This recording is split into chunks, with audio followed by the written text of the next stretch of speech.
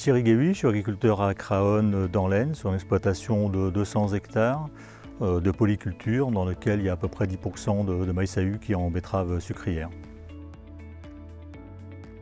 J'ai rejoint le PNRI au démarrage, donc il y a 3 ans, mais mon exploitation a toujours été ferme pilote d'expérimentation depuis une vingtaine d'années.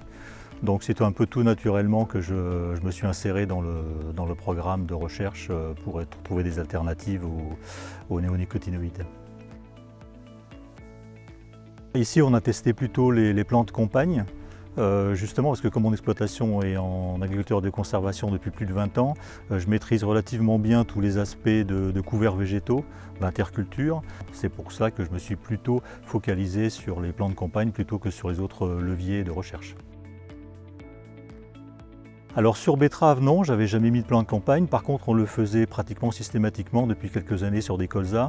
On les a déjà testés sur des tournesols. Mais pour la betterave, c'était la première fois que l'on l'a fait avec le PNRI. De façon générale, on implante une plante campagne juste avant la culture.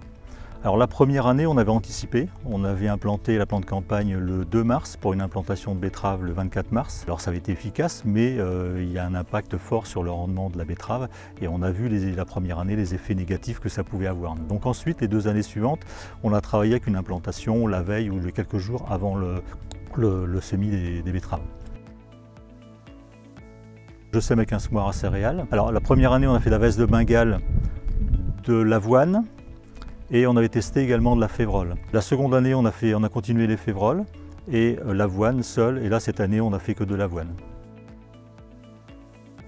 Alors la destruction des plantes de campagne, maintenant, comme on est essentiellement sur d'une graminée, l'avoine, elle se fait par un antigraminé classique. La première année, on a eu jusque moins 20% de rendement, de perte de rendement, parce que la destruction était trop tardive et il y a eu un impact sur la concurrence, un impact de concurrence sur les betteraves. Maintenant, on essaye de raccourcir ce délai, mais l'impact sur les pucerons peut être également un petit peu moindre. C'est toujours une question d'équilibre entre les deux. Il faut garder de l'avoine suffisamment longtemps pour faire en sorte qu'il y ait moins de pucerons sur la parcelle de betterave, mais d'un autre côté, il ne faut pas les garder trop longtemps, sinon on a un impact sur le rendement de la betterave.